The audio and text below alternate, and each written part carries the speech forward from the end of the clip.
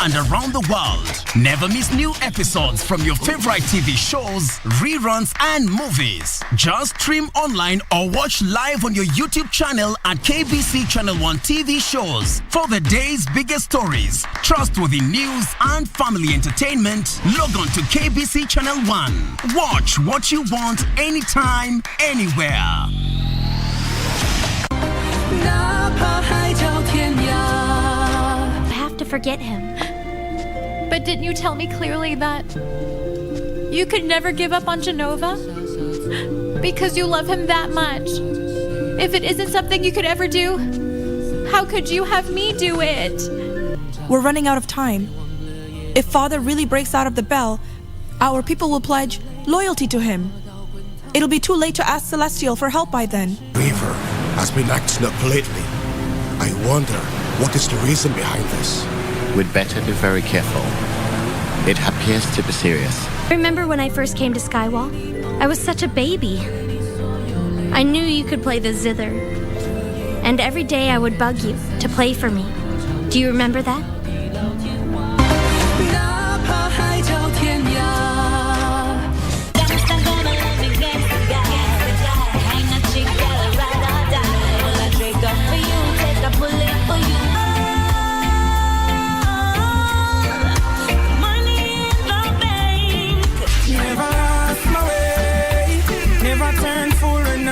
The crossroad, never lost my way. Look on the gully side. Do you see anything to smile? Pashe na zile ambavyo vitakupa tabasamu tosha. Hana mapenzi na mahaba, mtoto mbaya sana. What did you just say? Sio tamthilia tu. And why you're saying that yeah. Ni tamthilia tosha. Alinishika hivi. What? Sio burudani tu, ni burudani tosha.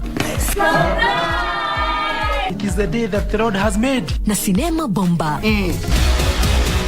Enda kabisa kama uelewi kitu inafaa uelewe. Na mada za kusisimua. KBC Channel 1, shirika la utangazaji Kenya.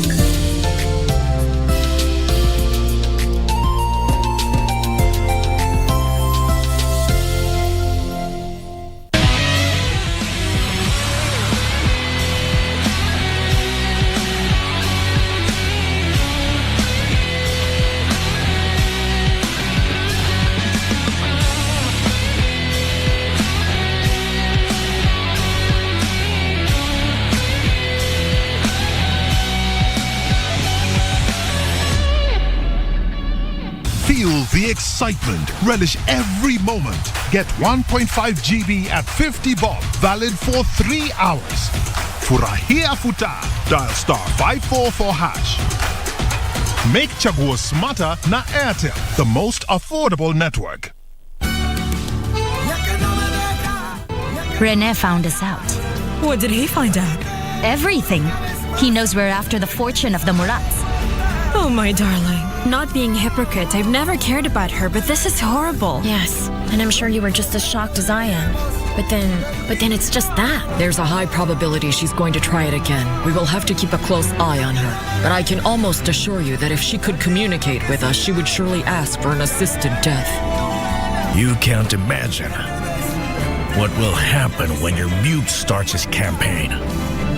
And you're gonna be ruined. You came here to Paris so you can help Osvaldo, but also to help Gonzalo, right?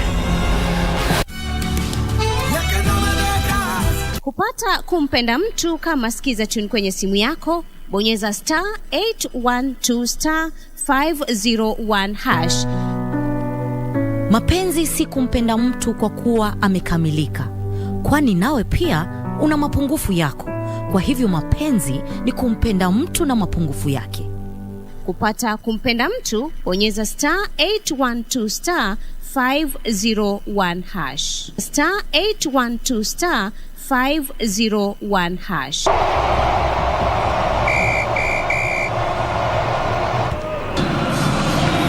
Defender just going a little bit too heavy. You can see him stomping onto the top of Hakimi's boots. There it is again. The pain when those studs stomp onto the top of your foot is usually immense. The yellow card. Johnny has it on the left side. Is marked by 2 pairs of red stockings. He will be dispossessed. Well, Danny playing very clever. He looked up and he didn't see any blue shirt in the box. And answered me the last time. The side of the prayers should be the person who's answering the prayers listen to. Both sides are praying. This is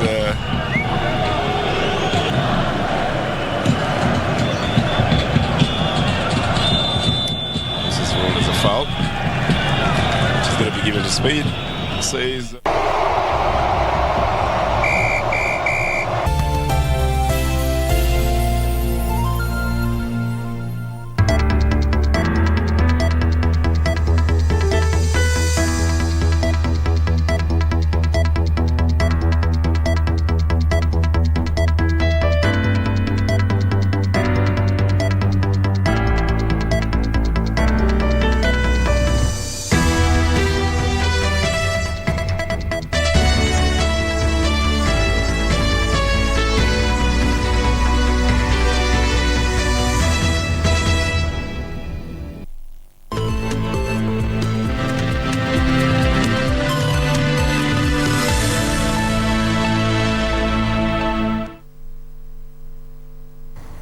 Indeed, a very good afternoon to you. It is the 7th day of December, the year 2022. We are glad that you've tuned in to Lunchtime News. I am Nisi Imano. Ann Wangeshi is our sign language interpreter this afternoon. Many thanks for joining us. Now, President William Ruto has urged the newly appointed judges of the High Court to be impartial in the administration of justice and not succumb to blackmail or intimidation. The president made the remarks during the swearing-in ceremony of the 20 judges recommended by the Judicial Service Commission, increasing the number of High Court judges to 102.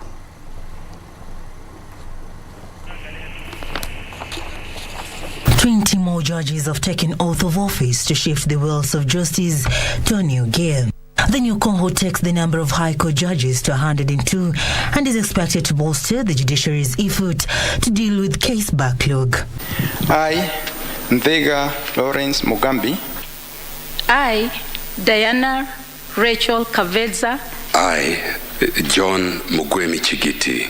The sworn into office judges include Justice Geshohi Patricia Njeri, Mongare Josephine Wayua Wambua, Nyaundi Patricia Mande, Kavedza Diana Rachel, Churchill Sophie Chebet, Professor Sifuna Nixon Wanyama, Sharif Mwanaisha Saida, Nyaga Heston Bogo, Chigiti John Mugwimi, Mulwa Peter Mutua, Nthiga Loris Mugambi, Mutua Gregory, Wananda John Robert Anuro, Mohochi Samuel Mukira, Olel Francis Rayola Oching Odhiambo, Dr. Githiru Freda Mugambi, Magare Dennis Kizito Ngwono, Masharia Florence Wangari, Odera Teresa Acheng, and Vishram Alim Al-Nasir.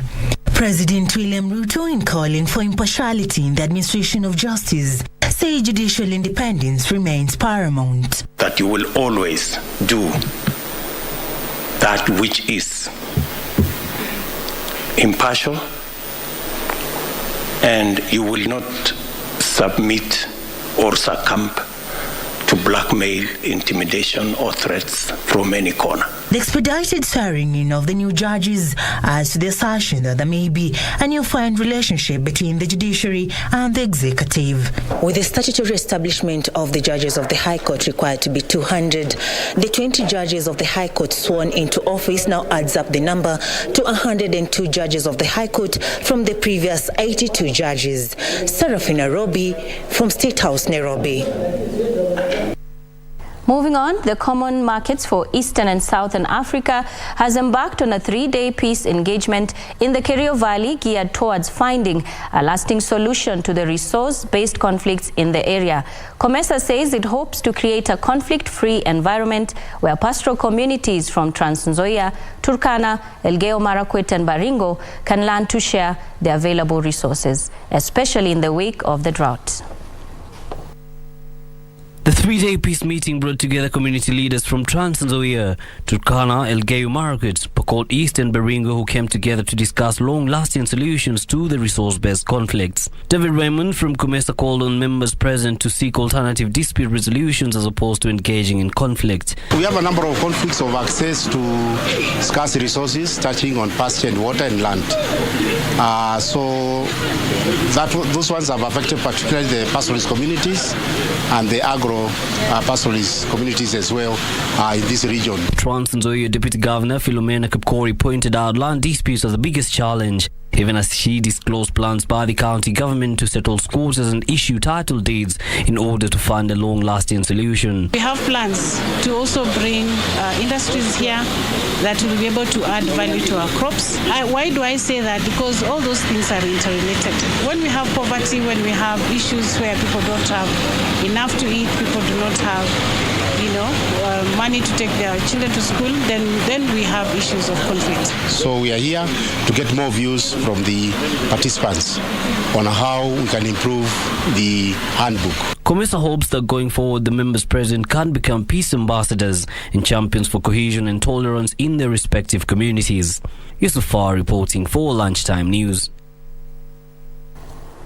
And community members from Bware Village and South Kanyamkago ward have decried increased cases of teenage pregnancies in the area. The residents say the situation may worsen if not checked.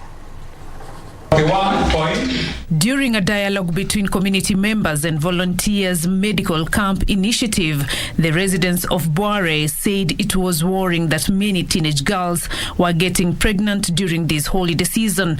They cited that lack of enough sensitization on sexual reproductive health is among the key contributors to teen pregnancies in the community. Sigira Medu Camp initiative volunteers called on the parents to take responsibility and counsel their daughters on the need for education, even as other stakeholders come in to help. Wasichana wetu pia natakana waelimishwe. Kama sasa hivi wako nyumbani wamefunga, maybe kufikia Januari, Februari watakapotakana waende shuleni, wengi watakuwa wako na mimba. Na wenye wanaopatia mimba sasa zingine ni watoto wadogo sana. The rise of teenage pregnancy.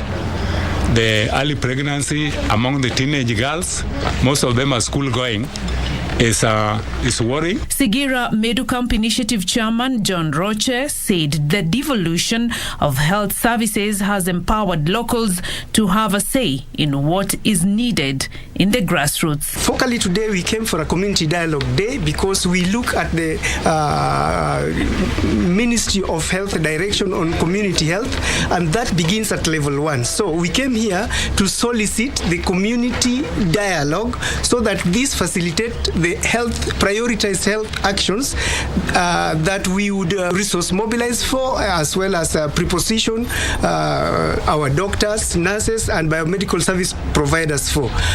Beatrice Gatonyangetich, Lunchtime News.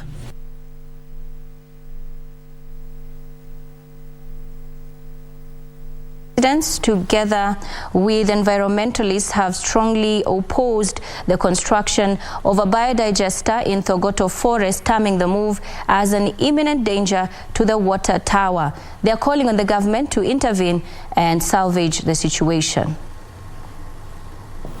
A private developer is at an advanced stage in setting up a mega biodigester in Thogoto Forest, neighboring Kiambu and Kajiado counties. Thogoto Forest is a source of Gitwe River that serves as a major tributary to Mbagathi River that flows into Athi River, which supplies water to thousands of households.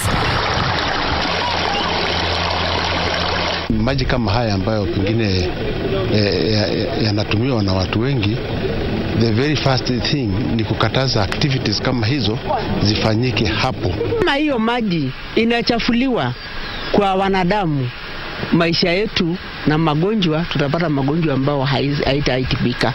They are now appealing to the government to intervene and stop construction of the biodigester, noting that it violates the Water Act that stipulates every Kenyan has a right to clean water. The 2016 Water Act says that every Kenyan has a right and access to clean water for all. Tunaomba hiyo ujenzi ukomeshwe mara moja, na kama huyo mtu ako na mabarua, kwa sababu tumekuja hapa na tujaona barua yoyote, basi aonyeshwe mwelekeo wa mali anastahili hiyo ujenzi iwe. The biodigester is also designed to have toilets, bathrooms and changing rooms, targeting masses visiting the forest for recreational activities. Opicho Chemtai for Lunchtime News.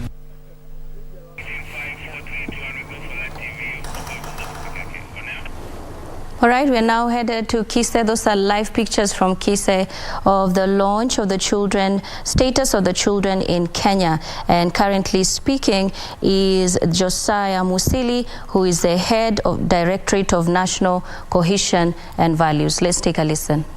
To embrace national values and act as role models, parents and guardians are supposed to provide basic needs for their children and create a conducive environment for positive socialization.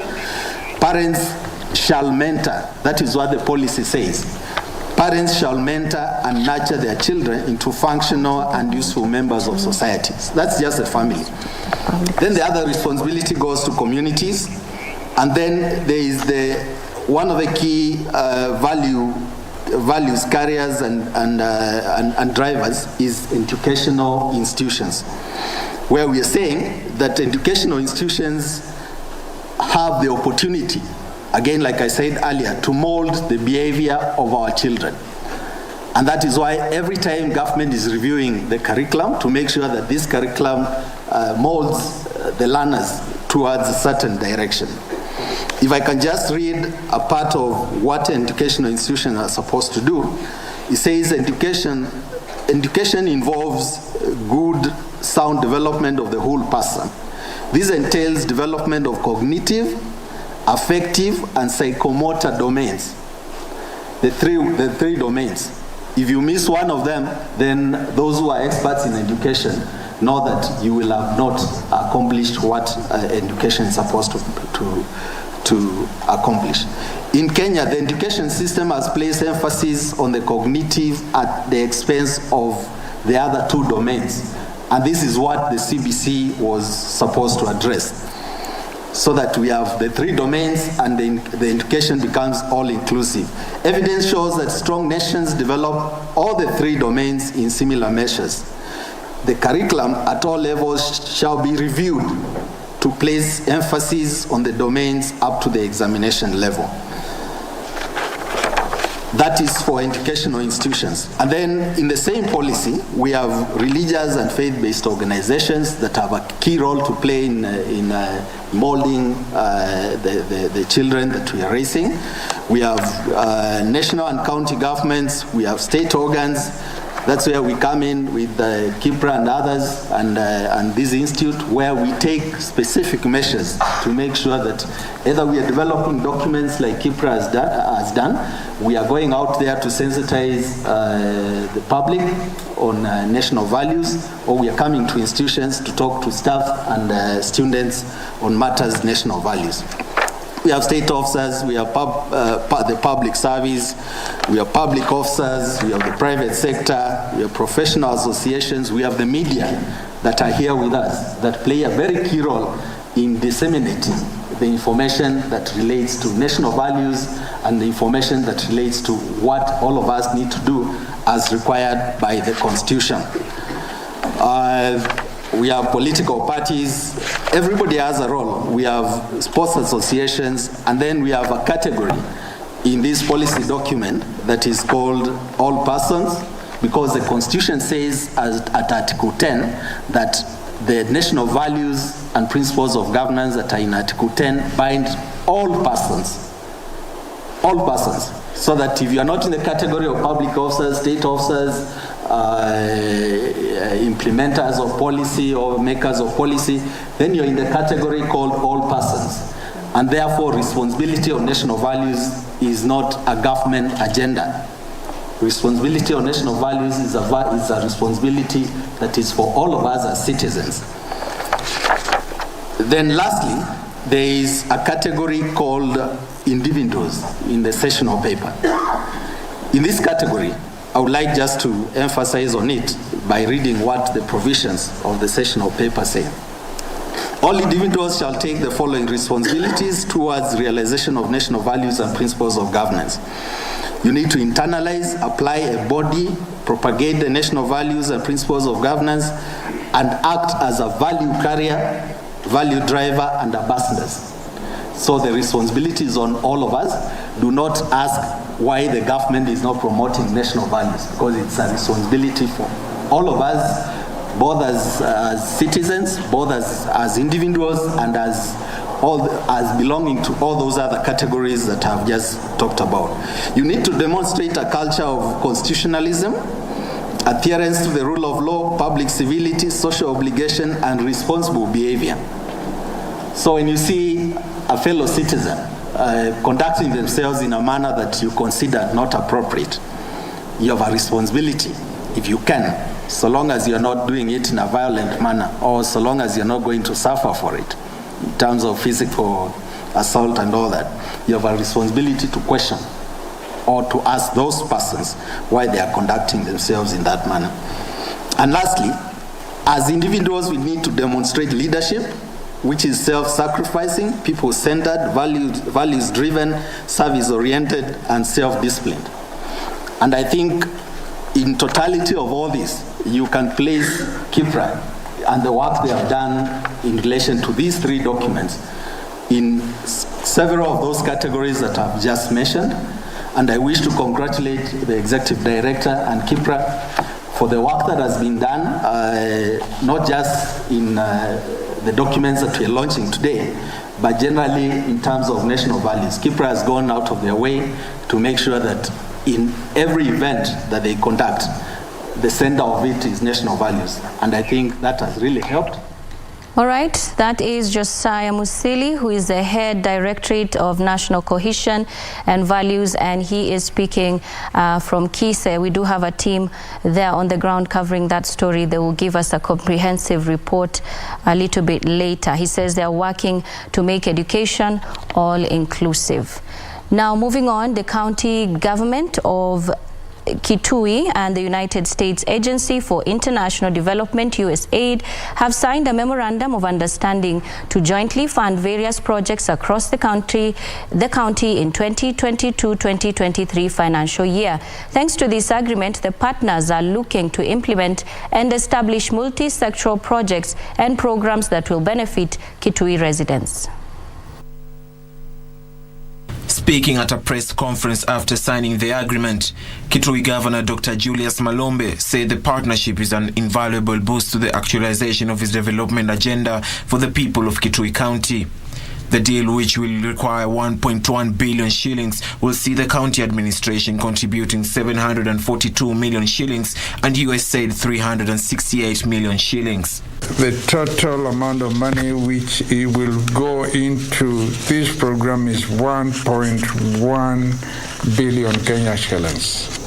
The partners have contributed 168 million for the programs which fall under those 7 ministries, and the county government itself has contributed 742 million. USAID's Resilience Learning Activity Chief of Party James Flock affirmed that the agency will continue working closely with the county government towards realization of sustainable socio-economic projects.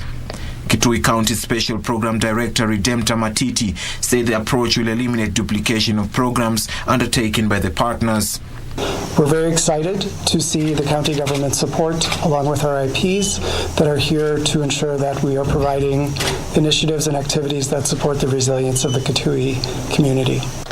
This joint work plan is a key thing to making sure that we don't have duplication of projects.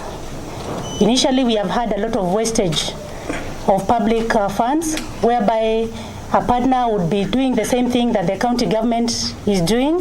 For Lunchtime News, I'm Alvin Kaunda. And elsewhere, Manyata MP Gitonga Mukunji has challenged the National Government Constituency Development Fund Board at the constituency to work round the clock to recover the lost time and ensure that all processes are in place before pupils go back to school in January of 2023. Speaking after unveiling the NGCDF board, Mukunji observed that MPs are faced with a big challenge in dealing with NGCDF, which was reinstated a few days ago. Manyata MP Gitonga Mukunji says the CDF boards must fast-track the issuance of bursaries and ensure that the grade 6 pupils transitioning to junior secondary get the requisite environment at their primary schools. Treasury has committed with a letter to Parliament to be releasing 2 billion Kenya shillings per week. Mukunji noted that there are many projects that were supposed to have been completed but were delayed, adding that the junior secondary will need classes and labs that were initially built in secondary schools. We are already in a crisis because in the next year, February, we should be having junior secondary schools from the current CBC. And this means there are things that are supposed to have been done that are not yet done. This, I am talking of laboratories in our primary schools, and I'm talking of the classrooms, extra classrooms for the junior secondary schools. Embu North Deputy County Commissioner called for transparency in the management of the board, adding that the people must feel the effect of government funds. Tutaomba tuweze kuwa na transparency and accountability kama jinsi mheshimiwa alivyosema, na sisi tutawaunga mkono na sote tutafanya kazi pamoja ili tujenge eneo hili la bunge la Manyata. Elsewhere, residents of Mikanjuni, Jomvu Sub-County, Mombasa County are appealing to the county government to help them stop a developer who is putting up a structure on a community road. They say they have been forced to use alternative routes. The aggrieved residents also accuse the owner of the property for failing to adhere to a directive from the Office of the Deputy County Commissioner, which barred further activities until the matter is resolved. Mpaka saizi kesi iko kwa county commissioner na regional county commander na regional commissioner. Tuliandika barua 7 kupeleka kwa vitengo tofauti paka kwa anti-corruption. Juzi chifu ametuita ofisini akatuambia mhusika leziba barabara amepewa barua aje Msavu kuwa afungue barabara, aondoe mabati na kila kitu awache vile ilivyokuwa. Huyu bwana akakubali kuwa ndio anakuja kufanya hivyo, lakini paka saa hizi hatujaona mwelekeo wowote. Sasa tunachoomba ni kuwa county regional commissioner na county commissioner waingilie tena. Tayari njia iko wazi hapa, kule mbele ambao kwatakana kutengezwe. Tuangoja kufanywa meeting na bwana OJ MCA wetu ambaye amewakilishwa, ametumwa na mbunge wetu Badi Twalib na DCC, na tulikubaliana naye mimi nitatoa hii nafasi yangu hapa ipite barabara hivi. And moving on, 5 members of a criminal gang dubbed Paka Manga have been arrested by police officers in Huisero constituency, Kakamega County. The group, which is normally armed with machetes, metallic objects and clubs, has more than 20 members and has reportedly been terrorizing residents across Vihiga and Kakamega counties for more than 6 months.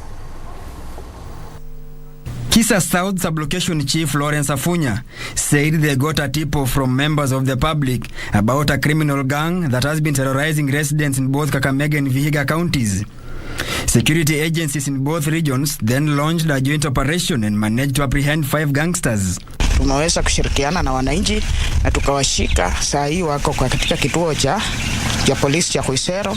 The arrest came as a sigh of relief to the residents as they have been living in fear of attacks from the gang, which is normally armed with machetes, metallic objects, clubs and electric torchlights. Yani ukilala hata uwezi lala, ukilala wanakukujia. Sasa nyewe tulikuwa na uoga sana. Genge yao ni walikuanga watu 20, sasa wamebakia watu 15.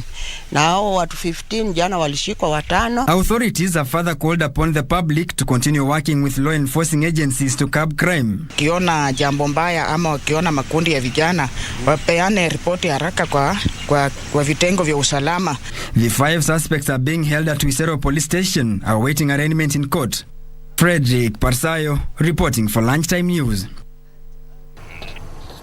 Meanwhile, the county government of Trans Nzoia plans to start partnering with hotel owners in the county in efforts to develop and improve tourism in the region. CEC in charge of trade and industry Stanley Kirui noted that the county, though rich in tourism attractions, is yet to leverage on the same to boost its revenue collection. He was speaking at a hotel in Kitale during a Christmas market day, an event organized by a local Caroline Gessa.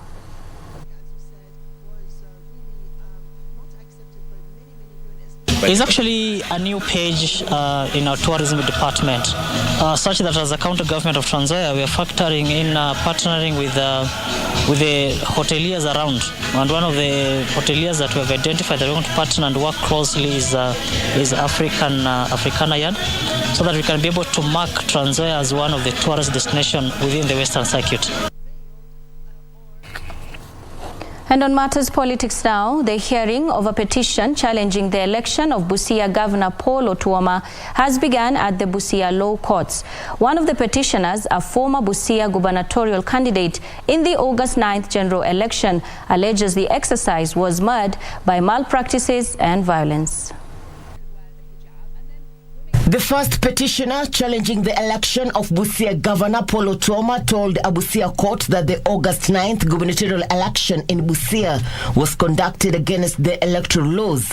Appearing before Justice David Kinei, Sakwa Bunyasi's lawyer Katwa Kigen said election irregularities, among them violence at voting centers, was evident in the election. Sakwa was a gubernatorial candidate vying on an Amani National Congress ticket.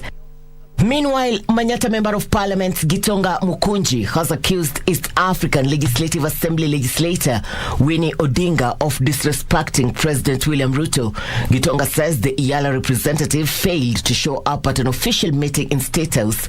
He now wants to institute a legislative process to recall Winnie from Iyala. All members of Iyala yesterday went and met the president and the CS in charge of East Africa region, and they were there to get the mandate of our standing as a country on the issues of East Africa community. But to our shock, the young madam was not there. And a Garissa Township Member of Parliament aspirant Abdirizak Sirat has pulled out of the race in favor of United Democratic Alliance candidate Mohamed Barrow Deko. Sirat, who was vying on a Wiper ticket, endorsed Barrow as a visionary leader who will unite the people of Garissa besides driving the development agenda.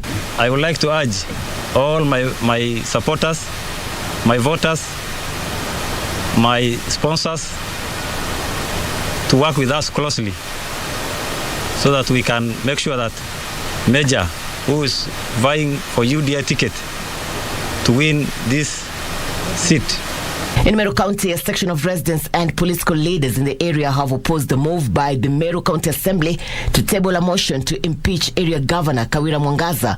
The politicians want the row over county leadership to end so that the region can advance its development agenda. Meru, we are not peaceful, and we can only have peace when governors shall be respected. I also want to call upon the members of Assembly. I have realized that yours was not the issue of one fund. Somebody behind the curtain has been fueling your fight against the governor. We've been asking ourselves, who is this person? In Kilifi County, Senate Speaker Amason Kingi has condemned plans by the opposition Azimio la Umoja One Kenya Alliance to hold anti-government rallies across the country. Kingi says the country is facing economic challenges that should be prioritized. Serikali iko, ipatieni nafasi uletee maendeleo. Serikali ya county iko, mpatieni nafasi Mheshimiwa Gideon Mung'aro kama gavana wenyu awaletee maendeleo. Mambo ya maandamano, mambo ya nini itupe. Irene Mchuma Udim, The Lunchtime News. And in Kiambu, the shareholders of the controversial Embakasi Ranching Company have raised concerns about an alleged infringement of their rights to legally own the parcels of land they bought about 5 decades ago. The shareholders allege that some powerful officials have sabotaged their efforts to resolve the land dispute. They are now calling on the Kiambu County government, led by Governor Kimani Wamatangi, to intervene in the matter.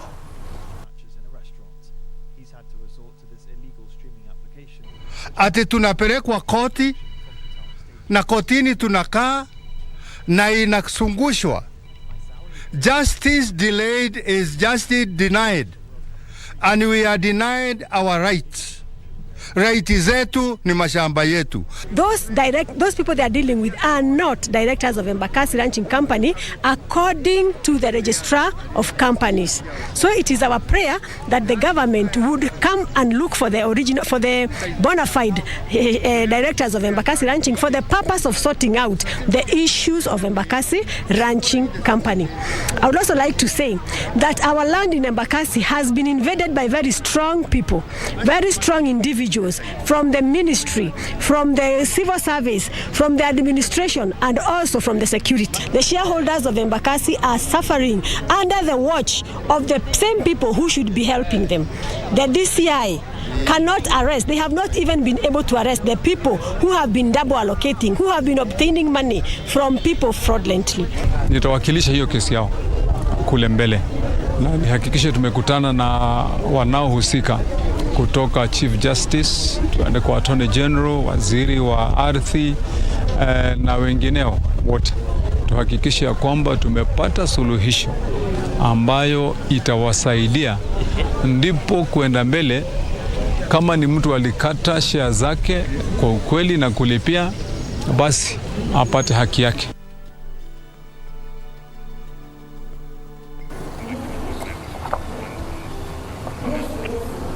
We are taking our first commercial break, but we'll be back in just a bit. Don't go too far.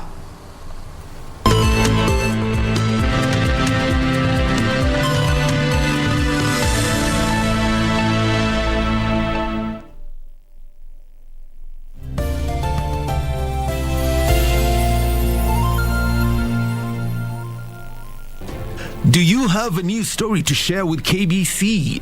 Get in touch swiftly on email news@kbc.co.ke or call 0723-892-654 or 0734-780-124.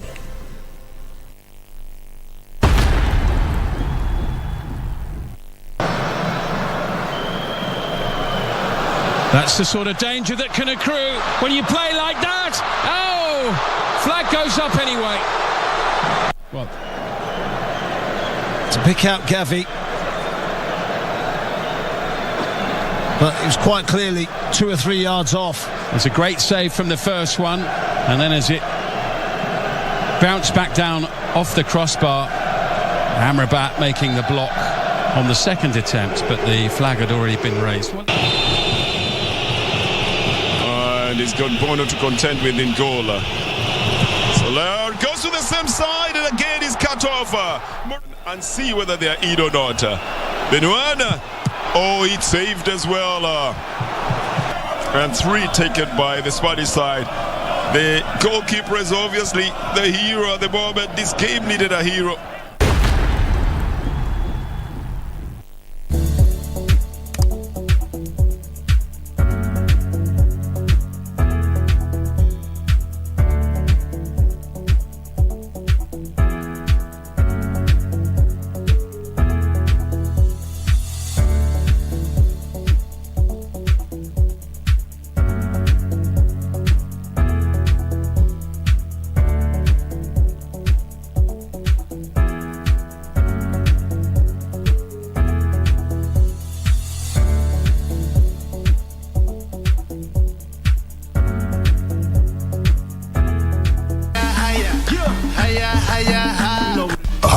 Hayawi huwa kinyang'anyiro cha kombe la dunia nchini Qatar chang'oananga Novemba 20 hadi Disemba 18, huku timu 32 zikiwania taji.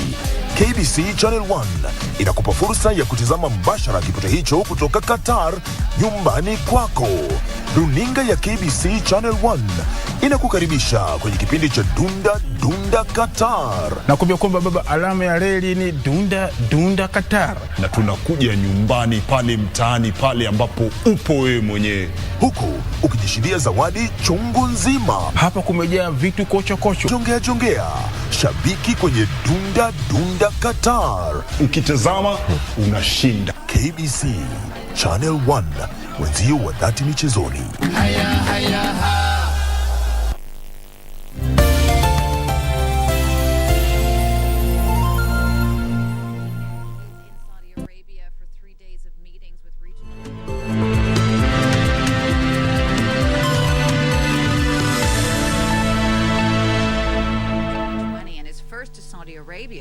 The world's biggest crude oil exporter since 2016. Oil markets are Welcome back. Thank you for staying with Lunchtime News. Now we want to take you in the heart of Nairobi City, and that's at Railways Central Station, where the groundbreaking ceremony for the Nairobi Railway City is currently ongoing, and His Excellency William Samoei Ruto is also expected to be in attendance. But Regina Manyara is our reporter who is on standby to give us an update on this particular story. Good afternoon, Regina.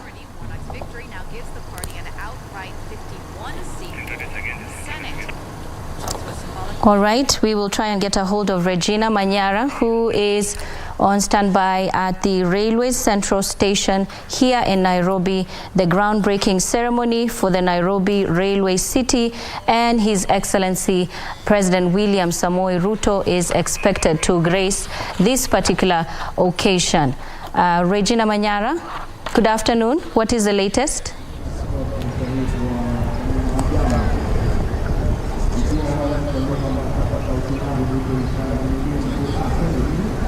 Good afternoon, Nisi. We are coming to you live from the Kenya Railways, and any minute from now, we're expecting a contingent of executives, government executives, led by none other than His Excellency the President, Dr. William Ruto, accompanied by Deputy President Rigathi Gachagua, to officially launch the Nairobi Railway City project. This 30 billion shillings project is going to be funded by the government through a public-private partnership, and is expected to change and transform the central business district. It sits currently on a 425-acre piece of land, which over the last few months or so preceding this project, is that those who had encroached on the Kenya Railways land had to be evicted to pave way for this futuristic-looking project. Now, this project is going to be the 425 acres stretch all the way from Landis Road, Haile Selassie Avenue, as well as Uhuru Highway, and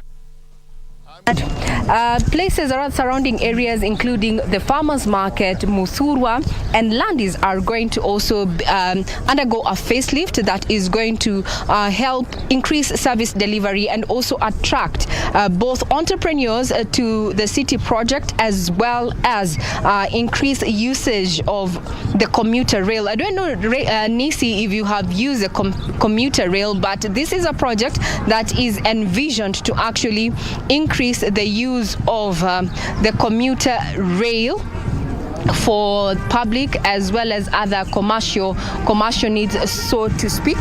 Then also, as you can see, everybody is eagerly waiting to listen to the president's speech and also get to understand how then this is going to increase service delivery and also change the view. If you have walked to the Kenya Railways, a lot of potholes, so to speak. So with this project, indeed, the infrastructure is set to improve.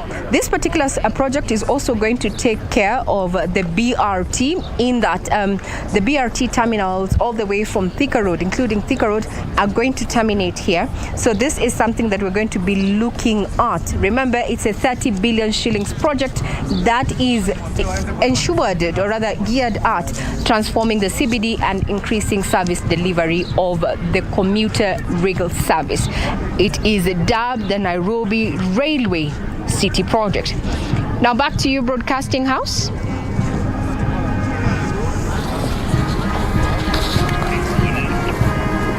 Thank you, Regina. That's a very elaborate update on the Nairobi Railway City project. Groundbreaking ceremony is happening today, and as Regina has said, the president is expected also to grace this particular occasion. Now moving on, the Independent Policing Oversight Authority has commenced investigations into an incident which a police officer is suspected to have shot and seriously injured a university student in Machakos County during a protest. The Machakos University student sustained gunshot injuries on the Monday incident. More of this in the county's news wrap. According to Independent Policing Oversight Authority, IPOA, a rapid response team has been dispatched to Machakos town, the scene of the incident, to obtain all information that may be relevant in unveiling the circumstances surrounding the shooting. The victim was among rioting students of Machakos University who were protesting over the increase in security in the area. Meanwhile, property worth millions of shillings was reduced into ashes in the Lodwar Technical Institute after a fire broke in one of the buildings last evening. I've just learned that the fire emerged. We were called because we were outside, and then we found that there were a very huge blaze of fire. Everything has been reduced to ashes. And police officers in Makueni County have seized bang worth millions of shillings after they intercepted a private car at a roadblock in Tito Andei along the Mombasa-Nairobi highway. Imebeba stick 2,350 ambayo ni street value ya 1.17 million. Tunaendelea na uchunguzi na tunatafuta bado hawa suspect. Pia gari tuko nayo. That also, as our young youths allied to Kenya Kwanza Alliance have called on the opposition to cancel the planned political meeting this Wednesday. The group claims the meeting will plunge the country into unnecessary tension. They are trying to find a way to bargain something in the government, but we are asking them to use the role of the opposition that is well outlined in the Constitution to do their job. The government is in place, is not even 100 days in office. They should allow the government to do their work, to perform their mandate, and to respect the will of the people. That is basically what we are asking them. This as teachers handling junior secondary have been challenged to take advantage of the long holidays to equip themselves through training. Speaking after a training session at Gravity CBC Center, senior education expert Dr. Julius Otundo said despite training, other challenges include implementation and infrastructure. You can only give what you have. So it is a new upgrade of the system from grade 6, and it has not been there. So I believe teachers are not equipped enough, and that's why you have such a forum to equip the teachers with the necessary skills and knowledge and attitudes to help them handle the runners. Meanwhile, Kisumu County now has a substantive cabinet after the 10 members of the executive committee voted last week were sworn in today. Kisumu Governor Professor Anyang' Nyong'o challenged the new cabinet to roll their sleeves and get down to work immediately for the benefit of Kisumu residents. Working together as a team, and I'm certain we shall implement my manifesto to promote development in the county, thereby meeting the basic needs of our people and those of the people of Kenya as a whole. The Ethics and Anti-Corruption Commission, EACC, has recovered 1 billion shillings Agricultural Development Corporation ADC land in Naivasha. With the recovery of the prime land in Dabibi area, several former and present government officers are facing arrest over the transfer of the government agency asset. The effort as EACC for asset recovery has been enhanced, and what we are saying is that we are telling those institutions and the custodians of those public assets to report whenever they sense danger happening to their pieces of land.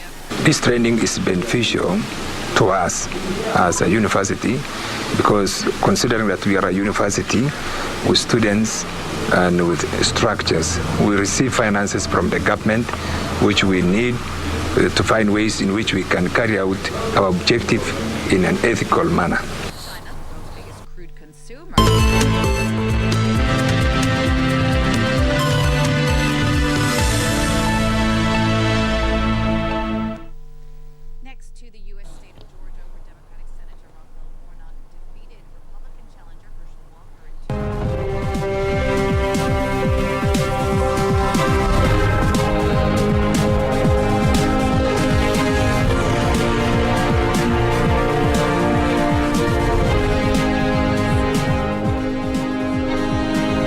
Let's take a look at the day's business. Now, the youth, especially from marginalized areas, are being challenged to enroll for training to sharpen their ICT skills to tap the millions of online jobs. According to EduPlus International President David Milari and Inua AI Solutions founder Humphrey Muchuma, Kenya has a pool of trained graduates whose talents can be harnessed to create jobs, wealth, and offer solutions to challenges being faced in the country.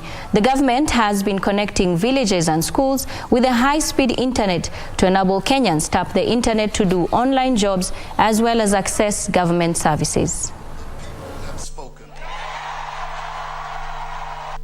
And it's very important for us to involve the policymakers at this moment in the educational sector to work with schools, come up with programs that are actually aligned with how the global market in the digital space is going. We do hire, yes, but we realize the most important component for success is the training aspect. The young people have the skills, but training is essential. And it's not just any other kind of training, a general kind of training, but it has to be specific. I think with the company, which is Inua AI, we have proven over the last 3.5 years what is possible. And what we want to do is solidify the partnerships with the government, with educational institutions, with other companies, so they can see, oh, this has been a successful endeavor. Why was this successful? Let's ask that question. And mostly the answer is these young people in Kenya are amazing. They're amazing, they're talented, and they're very capable of doing great things.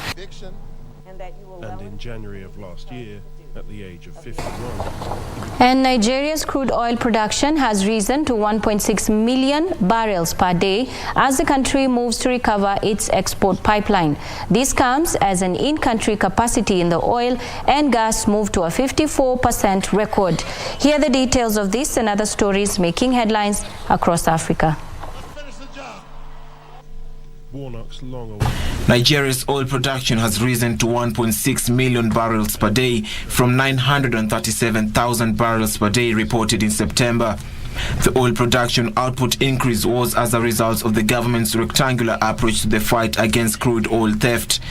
Nigeria has the capacity to hit 2.4 million barrels per day if the challenges confronting the energy sector are sorted. According to the Nigerian National Petroleum Company Limited, Nigeria lost as much as 8.14 million barrels in August. Nigeria lost $4 billion to crude oil theft at the rate of 200,000 barrels per day in 2021. Nigeria's National Security Advisor warns that the federal government may lose an estimated $23 billion next year if the crude oil theft persists in the country. Elsewhere, Rwanda has launched a 14-year circular economy action plan that needs a funding of $211.2 million. The circular action plan involves managing waste and adopting clean production technologies, as well as improving the planning of water resources management, supply, and wastewater treatment in urban and rural areas. It also entails promoting a cleaner, more efficient, and circular water use in agriculture and service sector, improving and preventing degradation of the environment. Finally, the Libyan National Oil Company is calling on foreign companies active in the hydrocarbon sector to resume exploration and production operations, citing an improved security situation. Over the past decade, Libya has been regularly plagued by violent clashes between rival factions in the east and west, which has affected the exploitation of oil fields and the transportation of hydrocarbons and oil terminals, which are caught between the two camps. And very interestingly, yesterday, the former president... Meanwhile, the government is concerned that farmers are losing interest in cane growing. Farmers are being encouraged to increase the acreage under the cash crop to reap from the full implementation of the Kenya National Sugar Task Force recommendations that root for cane zoning and leasing state-owned millers to enhance efficiency. And since we are here to create... As the government prepares to implement the Sugar Task Force recommendations, concerns are emerging over rapidly decreasing interest from farmers in planting cane, even as private players position themselves to have a share of the sector's cake. We think of this sector, we see a lot of hope, because the number of investors in the sugar industry is on the increase. And it is our hope that if that increase in investors in the sugar industry can be matched with farmers developing interest again in sugarcane production, then in the next 2 to 3 years we should be self-sufficient in sugar production. The sector has seen at least 6 new millers join the fray in the recent years, while the farmers' numbers have reduced to about 50% of the original cane growers. Last year, we produced over 700,000 metric tons of sugar from 16 sugar mills.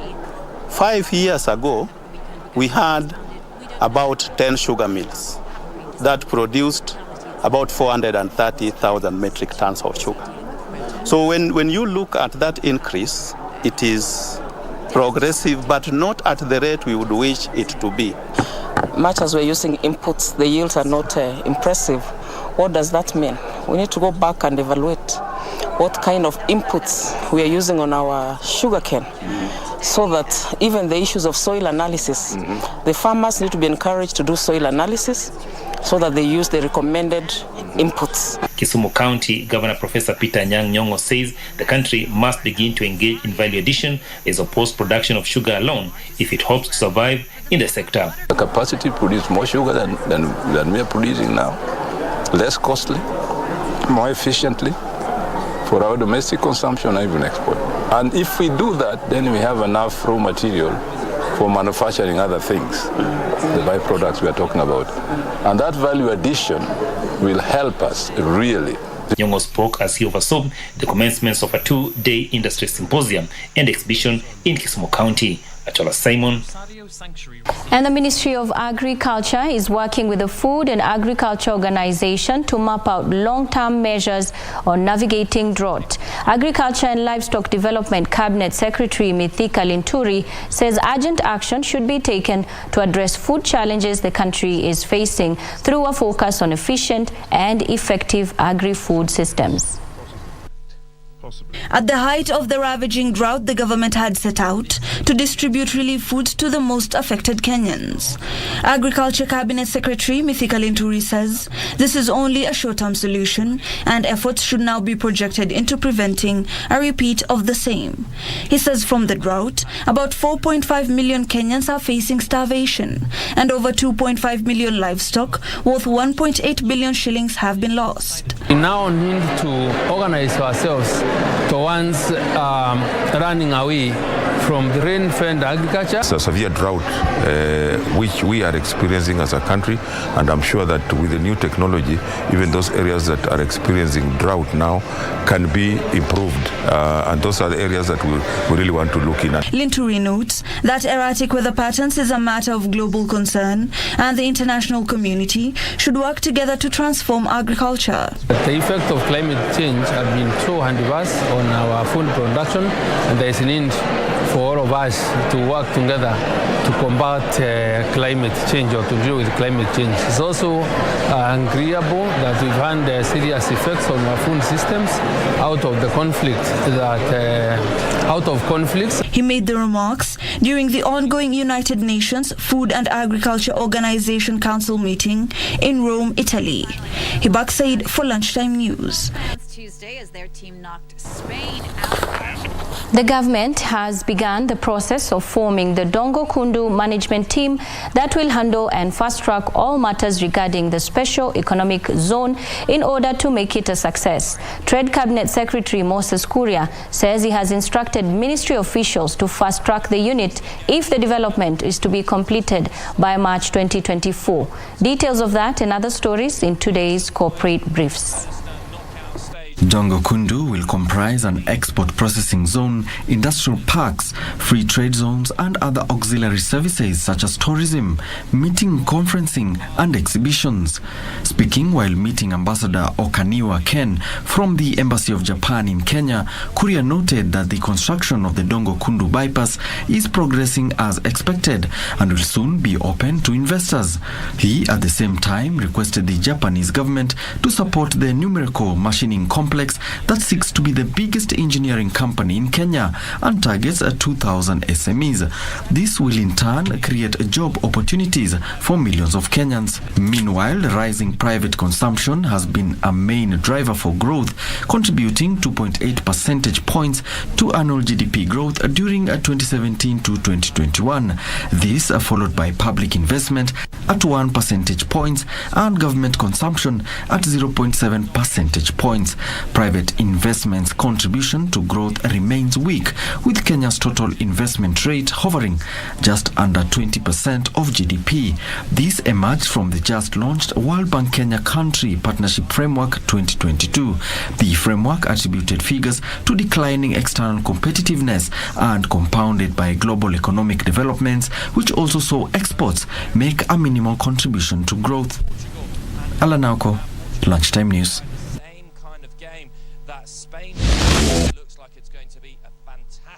We switch gears to sports now, where Morocco will face Portugal in the quarterfinals on Saturday with the aim of being the first African team to reach the World Cup semi-finals. The global soccer showbiz takes a break today and tomorrow before returning to action on Friday with Qatar final fixtures. Benfica striker Goncalo Matias Ramos scored a hat-trick in his World Cup debut as Portugal thrashed Switzerland 6-1 to set up a quarter-final match against Morocco on Saturday. Meanwhile, Morocco will become the first African country to reach the World Cup semi-finals if they beat Portugal. Elsewhere, Brazil will be aiming to reach the World Cup semi-finals for the 10th time when they face 2018 World Cup runners-up Croatia on Friday. In another match, Lionel Messi will be aiming to guide Argentina to their 6th World Cup semi-finals when they face the Netherlands in the quarter-final. In the last match of the quarter-final stage, England will face France in their bid to lift the trophy for only their second time. That's all the time we had for Lunchtime News at exactly 1:55 p.m. Thank you so much for tuning in, for all your feedback and your interaction. We do appreciate that. I am Nisi Imano. Anne Wangeshi has been our sign language interpreter this afternoon. Good afternoon. Enjoy the rest of your viewing. Y las personas siguen...